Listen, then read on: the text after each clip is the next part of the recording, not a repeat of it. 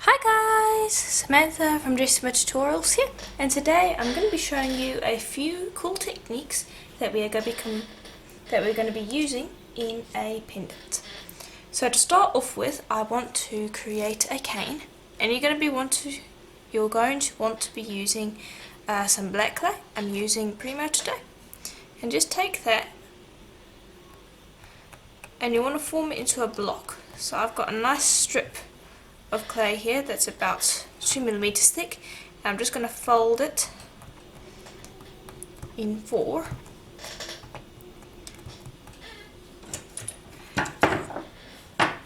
And then you just want to trim away this excess just so that your sides are tidy, like so. And then just gently press in on the sides to get it all nice and even. We want it in a rough square shape, like so. Okay, so that's step 1. Next step is going to be to use a sheet of white polymer clay that is about, say about 0.5mm thick. And now it doesn't matter if it has a little bit of black on it. I have some black here, but you won't see that once you've put it into the cane. I'm just going to trim up this edge here. Just bring it over enough so you can see. Yeah. And then you're just going to cut your cane, like so.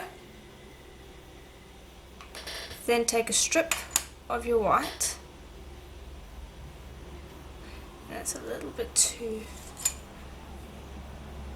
thick.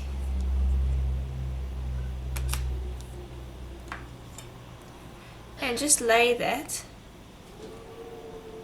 inside. Then press your black back in. Trim away any excess white. And then you'll make another cut, and completely random. And then you will insert another white strip, and you will continue doing that until you are happy with the number of white strips you have. It's completely up to you how busy or how sparse you want it. But when you line it back up, just try to line it back up so that this line looks like it's continuing, and then trim away excess, and just repeat that until you're happy with it. Okay. And here is how it came out. You can see what it looks like on the other side too. Okay, so now what we're going to do is we're just going to start pressing that together.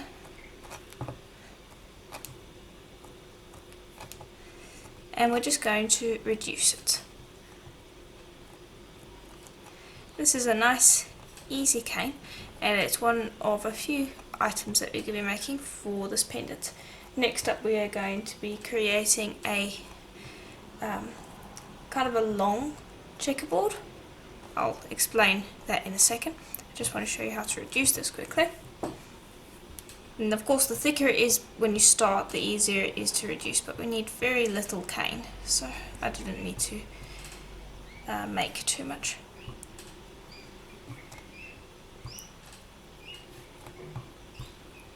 The more cane you start out with, the easier it is to reduce. But if you don't need a lot of cane, I mean I'm just making one pendant, then I typically don't make a lot. But your reducing is going to be a little harder. I started out with probably about, let's say probably about 2/3 of a block of black Polymer. And then I'm not sure exactly how much white I used, I just used as much as I needed. Okay. Don't want to reduce that too small. You can see that how that looks. We need to cut into it far enough that we can see the pattern clearly. There we go. And there is a little hole there, but that's not too problematic. Just squeeze that. But there we are. You can see it's fairly easy spiderwebby cane.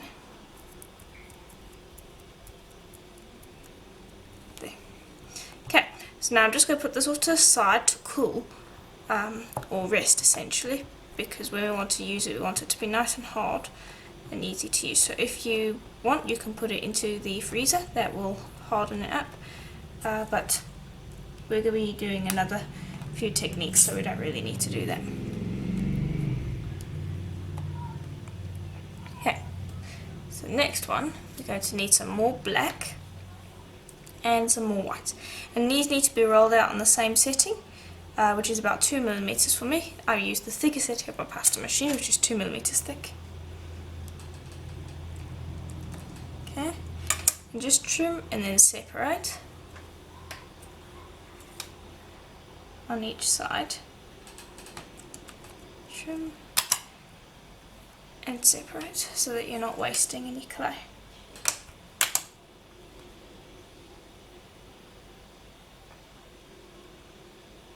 And it gives you trouble like that, then just pinch that off and that goes into the waste section. And remember, no polymer clay goes to waste. I have a bunch of different leftover tutorials you can check out. I'll provide a link in the description below the video. So don't worry about cane ends and things like that. So anyway, here we are, we can see what we have here. So now we're going to chop this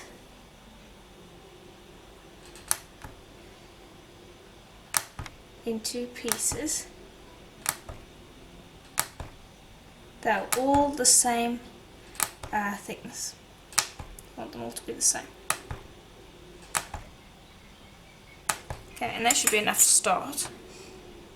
Then take that and you want to lay it like so, and you want to alternate between black and white. And I'll press them together in a moment, but basically you just want to be alternating the two like so, and just do that for the entire piece of clay that you have. And then every once in a while I'll just use my blade to just press the two together, and this is what's going to give us our kind of checkerboard cane. Okay, and that should be enough. I've got quite a bit of clay left here and I don't think I need any more for just one pendant, so I'm just going to stick with this. So then you want to take a piece of plain printing paper, and we're just going to start burnishing this. And you want to be burnishing in the direction of the stripes. You want to be burnishing parallel to the stripes, not perpendicular. So if you're rubbing this way, it's going to cause issues. Always parallel to the stripes, and it will end up giving you a much cleaner finish. Okay, and then I'll even bring in my roller and start rolling. But again, always parallel. Because otherwise, if you're doing this, that you're going to start rubbing over each other, and that's going to just cause issues. So make sure you just do it this way. Okay, and that's starting to feel like it's flat. I might just bring over my roller one more time. That up, and we're going to trim each side. Yeah. Lift that up, and there you can see what our cane looks like. So I'll put that to the side with our other one, and then we can move on to the next bit, which is a mokume gane. So you're going to need some white and black that are rolled out in your thicker setting and stacked, just like we did for our little checkerboard cane there. But this time what we're going to do is we're going to roll this through our pasta machine again on the thicker setting, stretching it out. And if you do happen to get these little bits on here, you can always just gently scrape them off. Not a huge concern. And then I'm just going to trim up these edges and trim.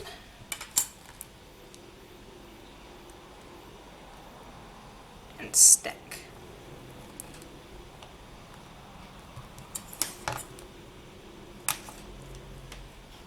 Then we're going to roll it through the pasta machine again, like so. Again, trim up this edge, and I think I'll use these leftovers for our backing at the end of the video, so I'll show you what you can do with all of these little scrappy bits that we're cutting off. And each time we're stacking it black on white or white on black. You never want double the colour. We're going to roll again.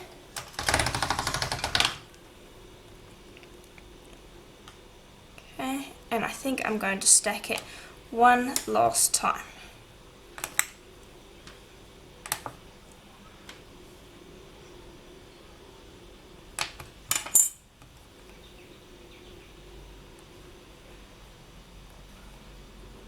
Okay, then we're going to put that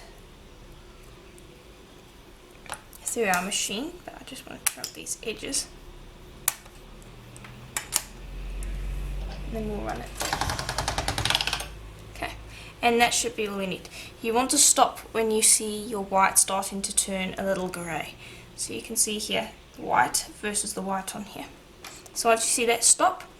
Then you want to take your blade, or if you have it, a credit card, and it's safer when you're using a credit card, but you can use the blunt edge of your blade if you want. But if you have a credit card, just start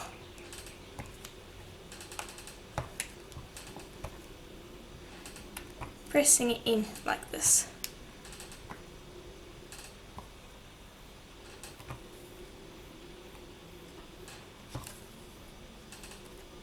Okay, and we almost have enough.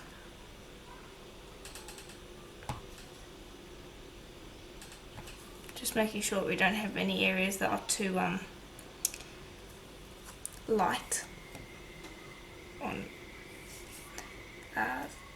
the presses. So that needs to be done.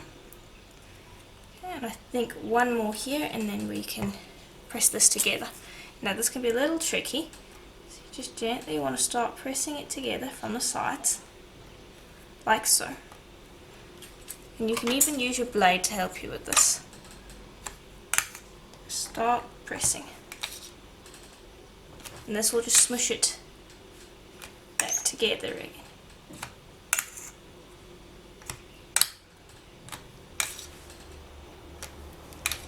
And when you're doing this, you want to be working on a ceramic or glass tile so that your piece of clay is stuck to it. If you're working on daily paper, this will not work. Okay, I'm just going to lift that up, and then we're going to press it even more so we get something that's a bit thicker, like so. And each time we're doing this, we're also distorting it some more. Okay, then I'm just going to roll again, just so that it evens out, because the edges were starting to get higher than the middle. We want it to be kind of reduced, but not in the way that you would reduce a cane. Okay, and we're basically at the point where I can start slicing now. Okay, so then just gently use your roller to stick it down onto your tile again. And then you want a piece of paper ready. So I've got a piece of plain printing paper just sitting off to the side here. And you want to use a nice flexible tissue blade.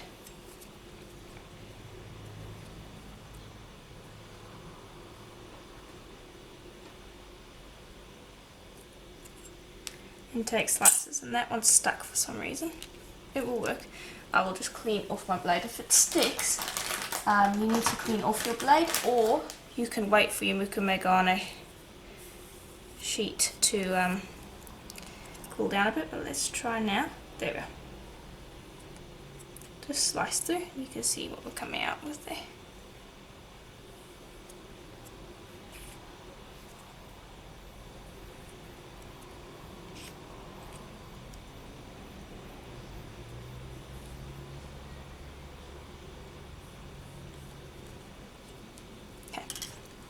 And I'm going to be keeping this afterwards, but you also want to be taking these pieces that you have and just stick them together like so. And we're only going to need 2 veneers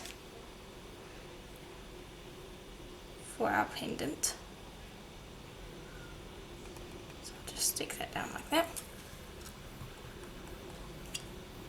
And every once in a while just give your blade a wipe so that it doesn't stick too much. Okay, and we're almost done with this.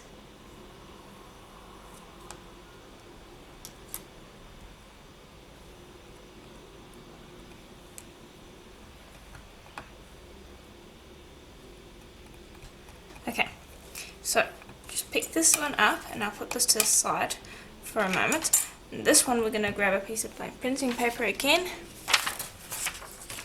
and we're going to burnish it so that it turns into something a bit more flat. And you want to burnish quite hard. And then you could also bring your roller to start flattening it out too. And this will distort our pattern, but that's what we want. There.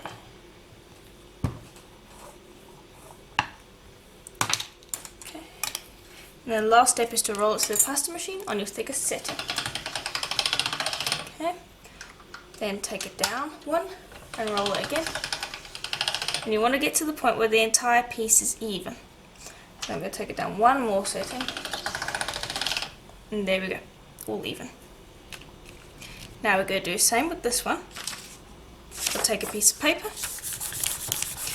you'll burnish it thoroughly, and this will get all the pieces stuck together as well. And then use your roller to start flattening it into an even piece. Now this one's going to be a little bit harder. And so you can take some of your leftover bits and pieces. So I have these cane ends here. And all I'm going to do is I'm just going to squish those and roll them through my pasta machine on one setting lower than the one that I rolled this one through.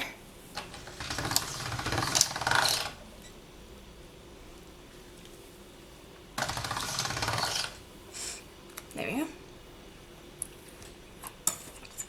And you don't have to blend it, it doesn't have to be one solid colour, it's just going to be backing for this. Press that on, then use your paper to burnish it, you can even roll it again.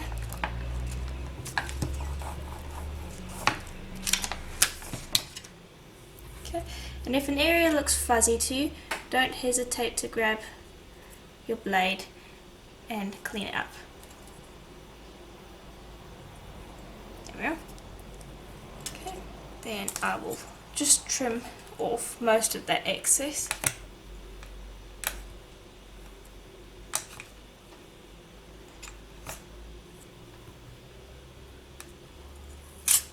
Okay, and then we're going to roll that through the pasta machine on the thickest setting. And I want to stop on my third thickest setting. Take it down one, roll again. Take it down one and roll again. And there we go. All nice and even. Okay, so I'll put those to the side because we're going to be using those in our pendant. And we have one more thing to do. We just need to do a mica shift now. So you're going to be using some silver polymer clay. And I'm using Polymer for everything today. Just so that you know. And then you're also going to need a pebble stamp of your choice. And I'm going to be using this one of mine. Okay, and I'm going to be dusting this polymer clay stamp with some cornstarch.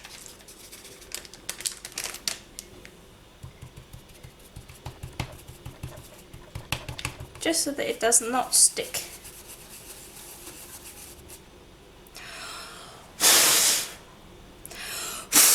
There we go. Wipe that again. Then grab this, and now we have our wet wipe over here, which is clean, but it's also wet. And I'm going to use this to help me, because usually what I would do is I would rub some cornstarch on the back so that it doesn't stick to my fingers when I'm pressing it into the stamp.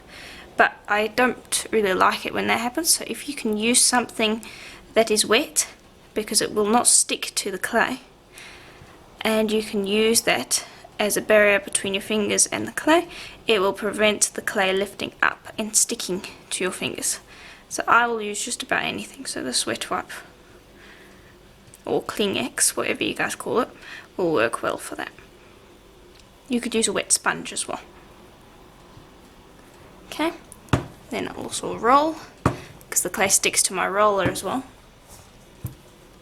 Okay, there we are.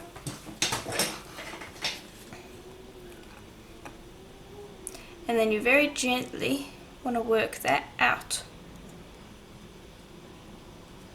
of your stamp. And this is quite a deep texture. There we are. And you can see what that looks like. Now we need to get the tile dry, and just go on the back and make sure that that's dry too, because it won't stick to the tile otherwise. So you can move it around. That you don't want, so just make sure that it's dry before you stick it to the tile.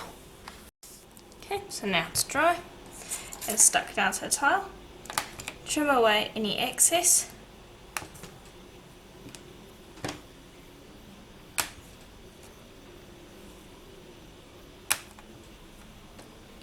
And just make sure that that's stuck down.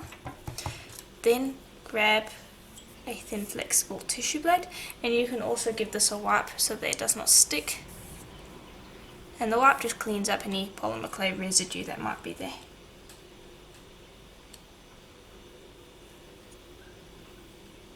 And then just start shaving. And then each time you make a pass, wipe away that polymer clay and make sure that it's not on your veneer, because it will get stuck there.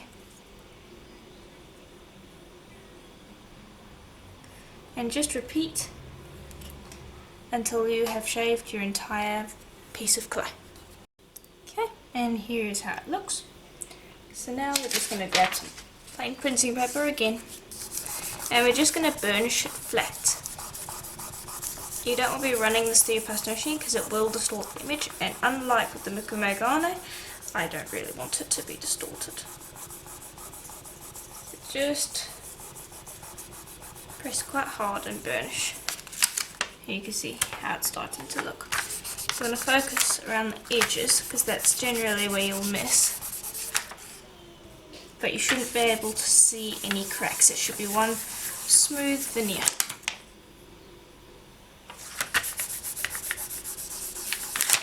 And this is actually the last one we need to make. Okay, there we are, so we've smoothed that all out. So now last thing I need to do is make sure that this is the same thickness as my third setting. So I'll just run that through, and yeah, that's about the right thickness. Okay, so we're ready to move on. Now one thing you do want to have is a piece of Primo pomegranate. Run out on your third thickest setting, just plain red, that's all you need. Like so. Okay. Okay, so now grab your cane, which should have been resting now for a while, and just slice that bit off. And then you just want to take a few slices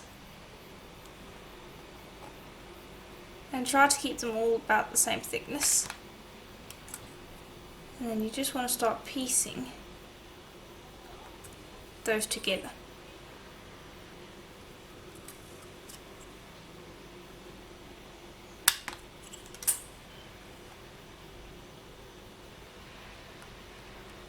Again, can be completely at random.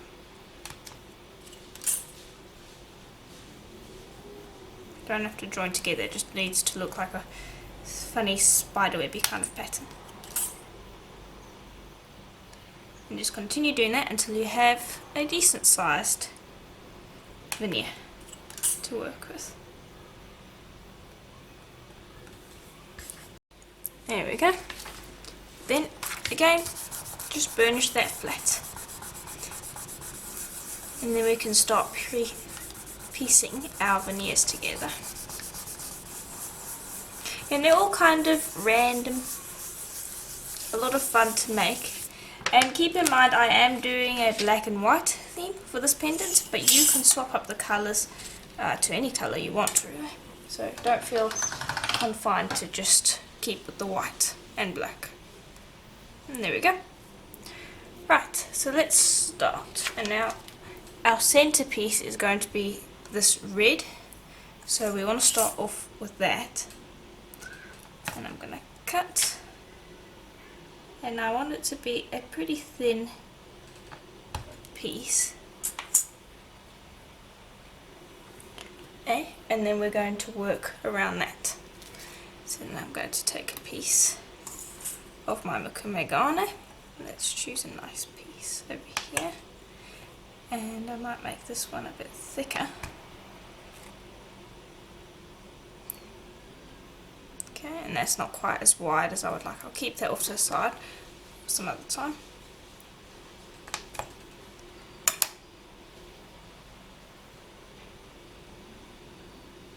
Then just gently press that up against your red and use your blade to gently press it into place, and then that is where I'm going to trim.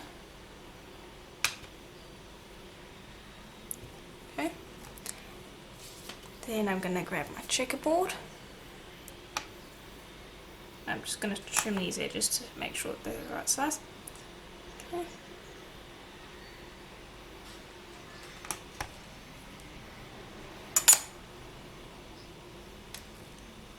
And I'm actually going to roll this through on my thicker setting just to even this out.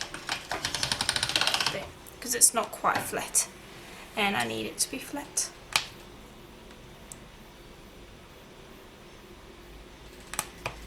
There, that looks better.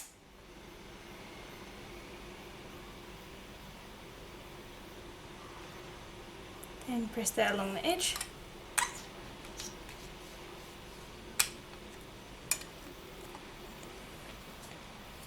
Then I'm going to bring over my mica shift, trim that, and I want that to be a fairly thick piece again.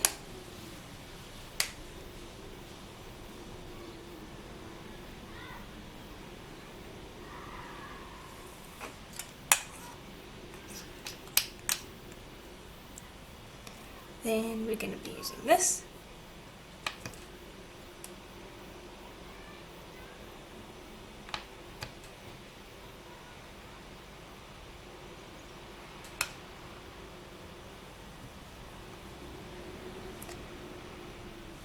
Then another checkerboard, and I'm just going to continue piecing this together as I would like it to look,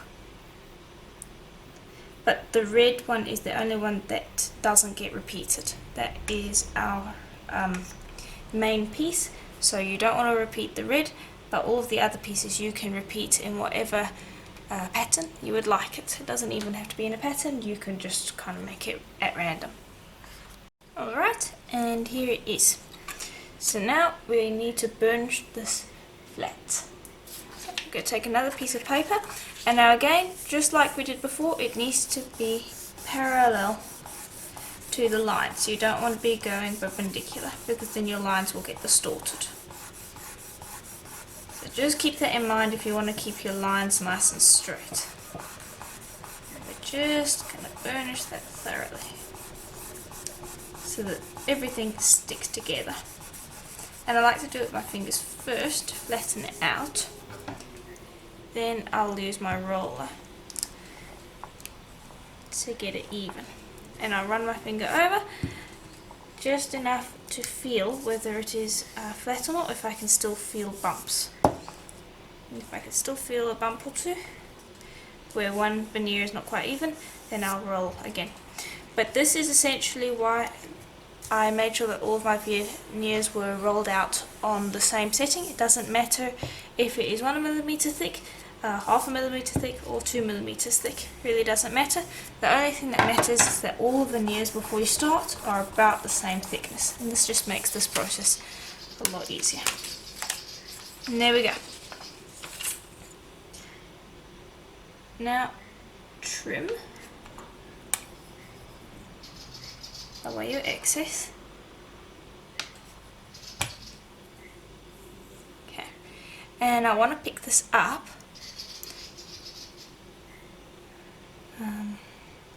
Actually, no, I don't want to pick it up.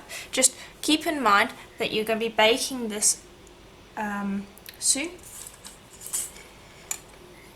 So you do need it to be stuck to your tile, but not so stuck that you're going to have trouble lifting your piece off.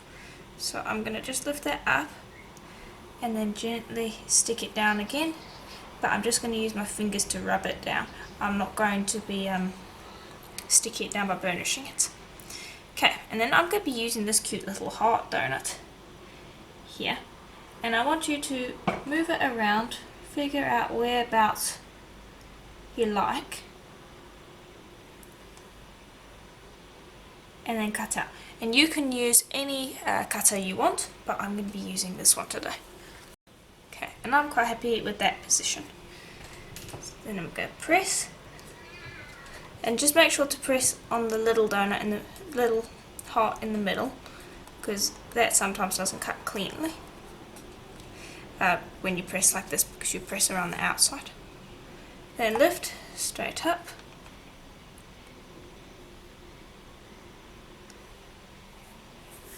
maneuver that,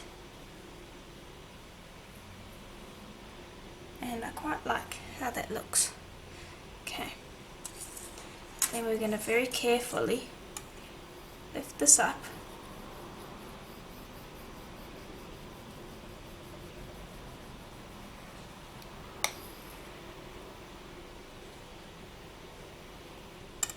there we are. Then I'm just going to put that onto a piece of plain printing paper quickly. Okay, then, and I'm going to keep that other little heart as well. Then gently press around these sides. And actually, I'll just put this onto a piece of paper, and I'll use a craft knife to help me with that. Just use it to gently run around the sides and smooth. And we can do some final cleanup after this is baked, but I just want to remove any scraggly bits.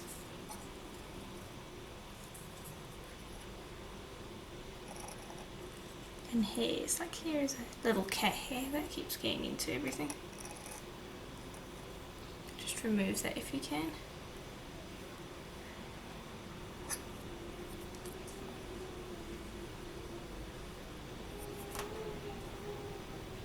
And this is just going to tidy it up.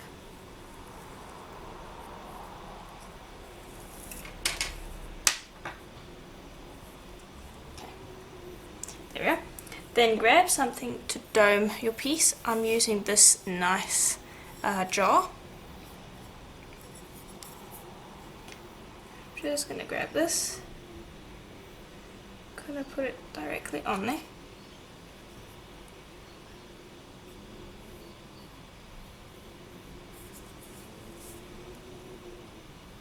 Like so. Okay, and then you can again use your blade to gently run around the edge.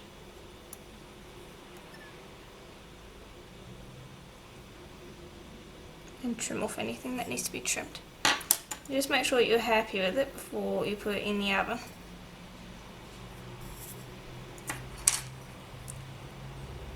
The more trimming and cleaning you do now, the less you have to do later, which is always a good thing. And just make sure to clean up inside here as well.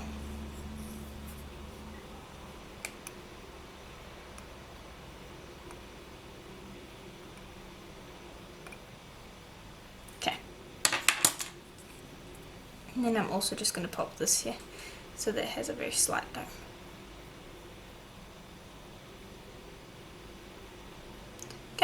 And then you'll bake those in the oven for a full hour at Primo's recommended temperature, and then after that is done we will be able to apply our backing.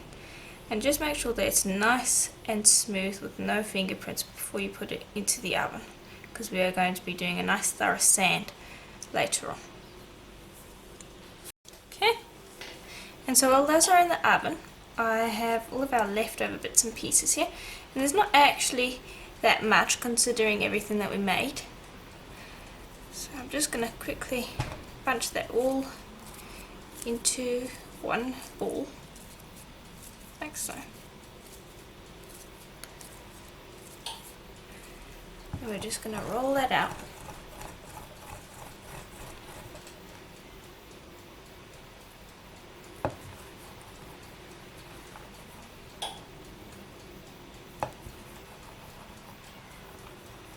Okay.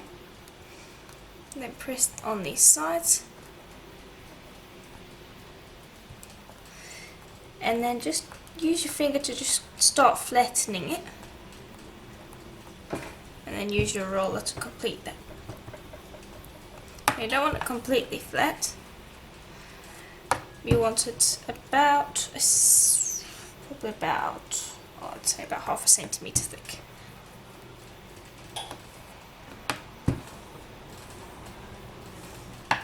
Okay. There. And now I just need this to be a bit wider, so I'll just press this down a bit. And then roll out again. There we go. Okay. Then use your blade to just trim it so that it's straight.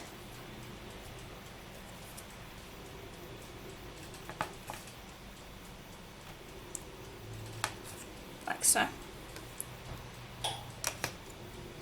Okay. And then we will start.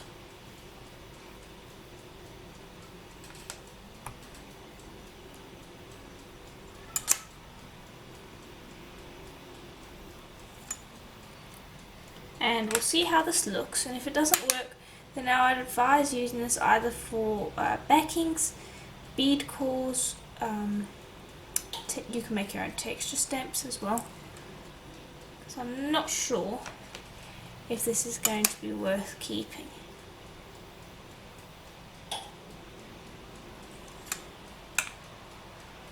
Because it just looks a little bit dark and grungy for my liking.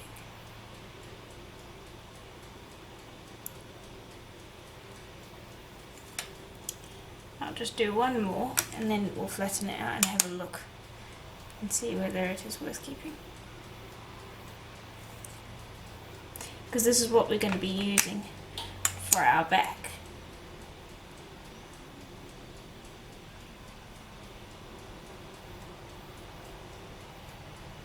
And essentially we're making a bunch of teeny little Natasha beads. Okay, now I'll just bring that over. And we'll just burnish that out to see how it looks.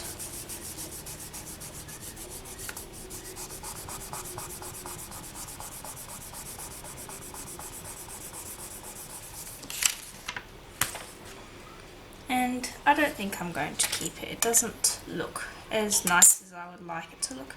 If you like it, you can obviously keep it, but in my opinion this would be better used to create texture stamps. And since we already have some leftovers left from our pendant, such as this and this, we still have our cane, we'll use those for our backing. Okay, so this is out of the oven and here is how it looks. See, it looks quite nice. And I also did another one because I had some extra bits and pieces, and so I ended up actually using the stuff that we're going to be using for our backing. And I made a flat piece. So before we put the backing on, you want to take a tissue blade or a craft knife and you just want to go in and you just want to trim off any bits that you missed before you baked. And that shouldn't take too much time. You just want to get any bits that are hanging off the edge, like so.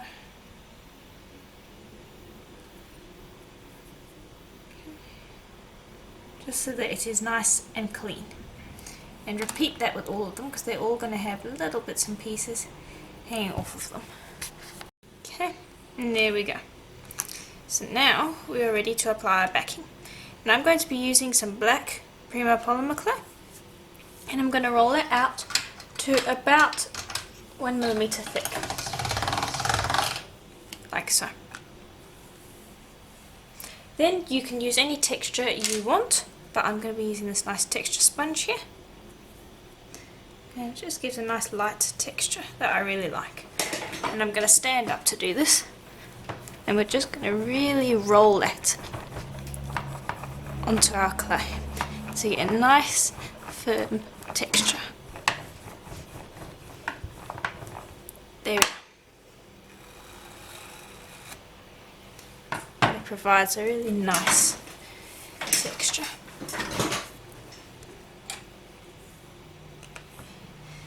And I'm just going to trim these edges that we didn't get. There we go. And then I also trim over here where I rolled it a little bit too much, and so it flattened it out and it's not one even thickness. Also want to trim those. And there we go. We're just about ready to use that now. Okay. Then just pop that to the side. You can use that in just a moment. And just clean up the residue. And then we're going to be applying some liquid clay to the back of our piece. And I'm going to be using a Kato Clear liquid clay, and it's translucent. I'm just going to apply a little bit, we really don't need a lot.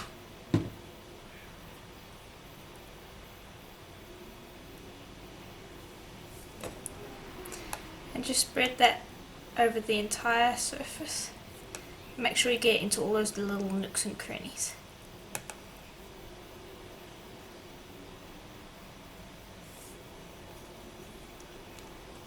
Okay, and I'm just wiping off any excess, because you really don't need a lot. There we go. Then grab your piece of textured clay. Apply that over the top.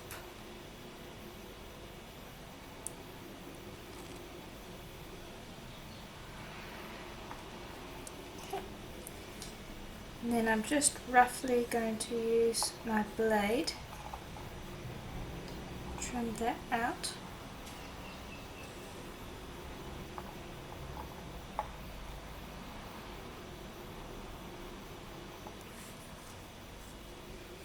Pop that to the side, and we'll use that for the rest of our pieces.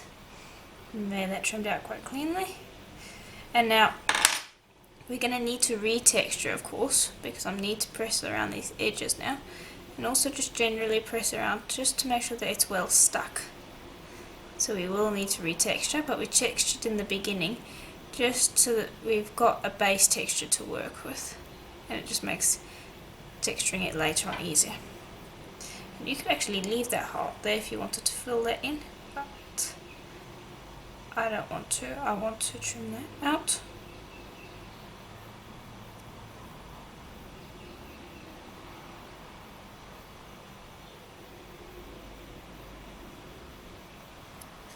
There we go.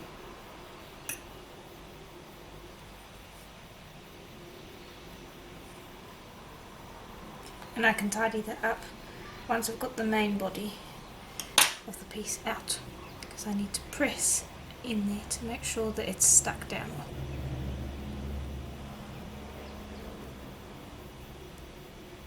Like so. Then go in and trim that away again.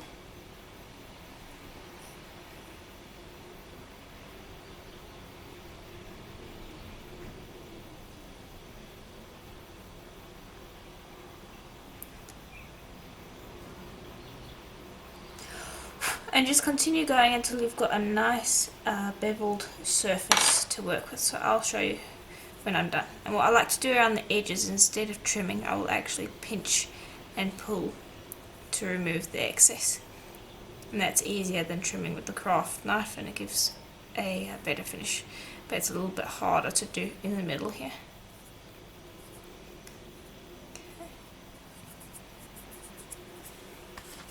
There we go. Then grab your texture and retexture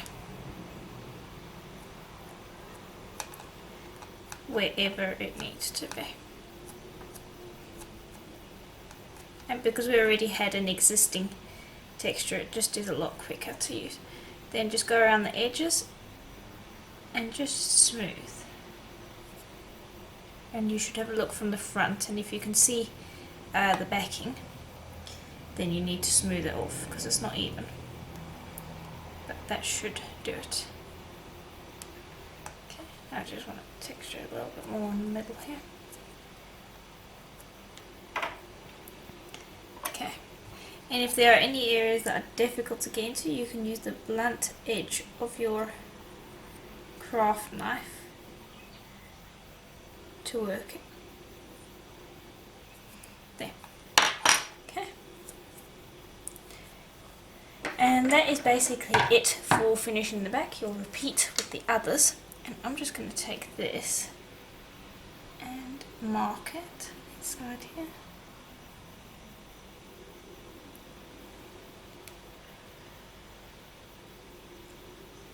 There you go. Because you guys have been asking me to mark my work, so that's what I've started doing. Okay. There we go. Okay, and I'll repeat with these and then I'll show you how to bake them. Okay, so next step is just going to be to take a piece of plain printing paper and put your pieces on with the back side facing up. And the reason for this is you don't want the back side sitting on the paper because that can dull the texture slightly. There. And you can see that looks quite nice. So then you'll put that into the oven for another hour at pretty much recommended temperature. Then we're going to do a pretty good sand with all of them. And then we can move on to varnishing. And then we can move on to stringing. Okay, so now that they are baked and the backs have been finished off nicely, so you can see, we now need to do a large amount of sanding. Okay, so I'll demonstrate with, I'll demonstrate with this one. So we're going to start off with a fairly high grit of sandpaper. So let's see. So I'm going to be starting off with wet dry sandpaper, and I have a 400, 600, 800 and 1200, and you'll start off with the 400, and you'll just start with the 400, and this is what you're going to use to clear up smudges, and it's going to just in general clear up the image and make it look clean, because you're going to have had smudges and bits and pieces landing where they're not supposed to be, and this is just going to clear up the white if it got a little bit yellowed in the oven as well, and just in general make it cleaner. So I'm just going to sand it quickly. You'll see how quick that is. Dip it in some water quickly. Okay, and I'll dip my other one into some water, and hopefully you can see there how much cleaner this looks compared to this one. So you'll repeat everything I'm doing with this one on all of the others. Then you're going to repeat this on the sides. So you're going to give them a good sand. I wouldn't sand the back since you've got the texture. You don't really need to sand it. You just want to give the sides a sand. And then you also want to, you can give the back a light sand. You also want to sand inside here. And then once you have done that, you will go up to the next one, which would be a 600 in my case, and repeat everything I'm doing here. Then you would go up another one to the 800, then to the 1200, and that is as far as we will go.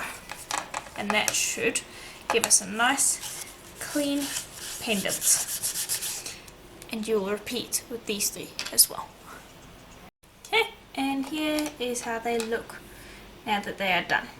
So they're going to be a little matte due to the fact that the sandpaper we used is not a very high grit, but that's fine because we're going to be putting resin on.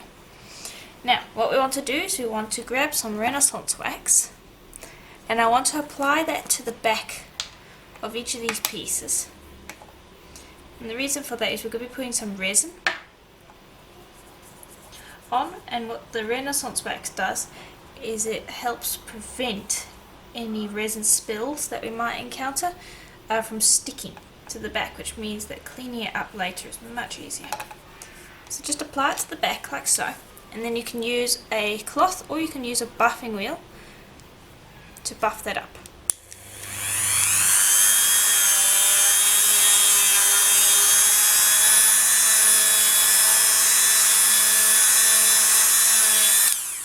Like so. Very quick, very simple, gives it a very light sheen, and now we're ready to apply resin. And repeat for the others. Okay, and then when you're done with that, the last step is going to be to take a wet wipe and some isopropyl alcohol and to just wipe the front of your piece. And this is just to clean it up, remove any residue that might hinder the resin from sticking, because sometimes it can cause the resin to bead up. So it's just helpful to use some alcohol just to gently wipe the front. Any strength of alcohol will work. And that should dry quite quickly. There we go. Okay. Now the next step is going to be to apply resin. So I want you to take a resin mat, and it's one of these. This is a silicone resin mat. And I'm just going to zoom out quickly. So there's more space to see. And I'm just going to take a piece of Tic Tac or blue tack. Just stick that down into the middle. And I'm going to use that on my domed piece here. And that is just going to help us when we resin. The other flat one we don't have to worry about, but this one we're just going to apply it onto a little pedestal of sorts, and that just helps with the resin to prevent dripping. Okay, now I'm just going to grab a brush, and now you can use any resin for this one. For the flat one I'm going to be using Lisa Pavelka's Magic Gloss. And for the domed one, I am going to be using, you can use either of these two. There's the Chinese one, and then there's also Tiny Pandora's Deep Shine. And both will work. You can use whichever one you want. It really doesn't matter. It depends on which one you have. And all you do is you just take that, and you just brush a nice thin coat over the surface. And this is why I put it on a little pedestal, is because sometimes this can drip. And drips are more common if the edges are in contact with the surface. So if it's just hanging in midair like this and it doesn't have anything to touch, drips generally don't happen. So just have it suspended on a surface. And this is also why I cleaned it as well, because this resin has a tendency to react with anything on the surface of the polymer clay, so you really want to just make sure that it's nice and clean before you work with it. You can see how beautiful that resin is once it's on the surface, how much it brings out those colours. And I'm just making sure that I get the entire surface. And twist around so that you can see it in a different light from different angles. Don't apply too much because it will drip otherwise. And that looks pretty good. And I'm going to apply that to both of these little ones because the little ones have a higher tendency to drip. So I will just apply a thin layer of this resin to them. So very easy. You can see how they move around, it's quite irritating. You could stick it down or something if you want. And just make sure that you don't end up putting hairs on the surface like there. I had to remove a hair. Okay, now I'll apply it to this one as well. And then I just want to show you what we're going to do with this one. Just going to open up our UV resin. And I want to have just a skewer ready to work with. We're just going to apply a little bit to start with. We don't want much. And just start dragging it to your edges.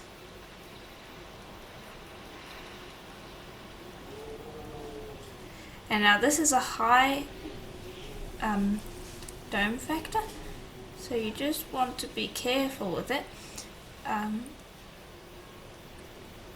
You want to make sure that you apply enough that you're not going to have it drawing away from the edges, which it will do if you don't apply enough, but you also want to be careful that you don't apply so much that it causes it to drip.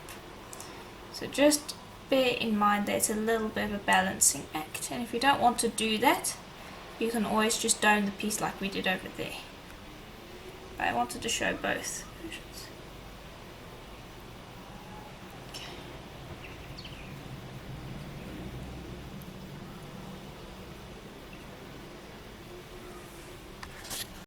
There we go. Now we're going to pop these into the UV light for about 15 minutes at least to make sure that they cure properly. And then when they're done, we will see if they're still a little tacky. If they are, sometimes they need to air dry for about half an hour before we handle them, and then we are going to string them. Okay. And here they are, and you can see how beautiful and shiny it is now.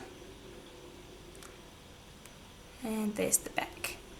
Okay, and then you want to match up whichever one of these goes together, and then we're going to create our necklace. Now the other one I finished already, and I will show you how it turned out once I am finished with this one. So first thing you want to do is you want to drill a hole in your little heart.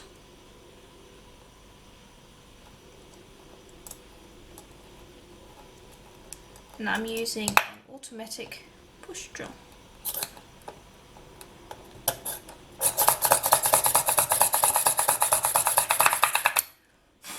Which makes drilling very quick and easy, but at the same time it means that you're not using a power tool, which means it's quite a bit safer. Okay, and there we go, that's all the preparation we need. Now grab a large jump ring, one that will fit through your piece, like so. And then before we close it, I just want you to attach 2 more of the same jump rings. There we go. Put that off to the side. Now bring over 2 pieces of cord, and this is a rat's tail cord.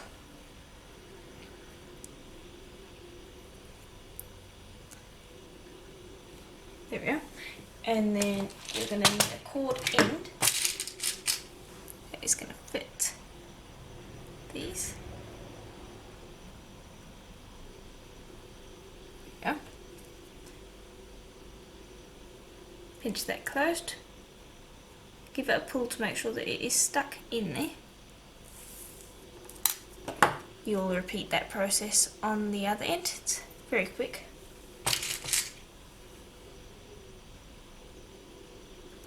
Just twist it on.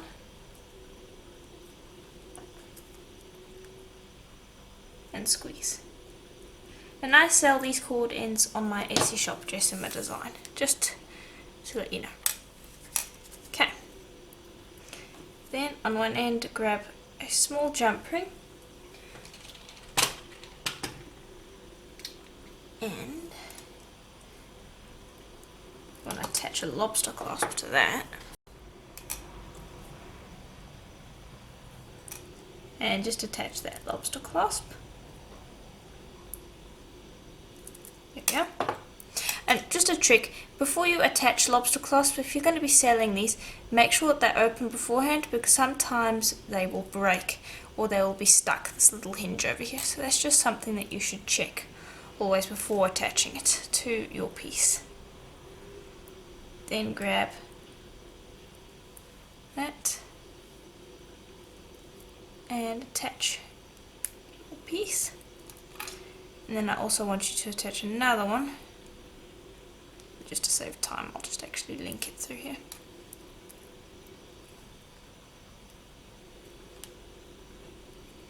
There. And that's the part that your clasp will attach to, and then you've got this little decoration at the end. Okay. can find the middle, pop that through,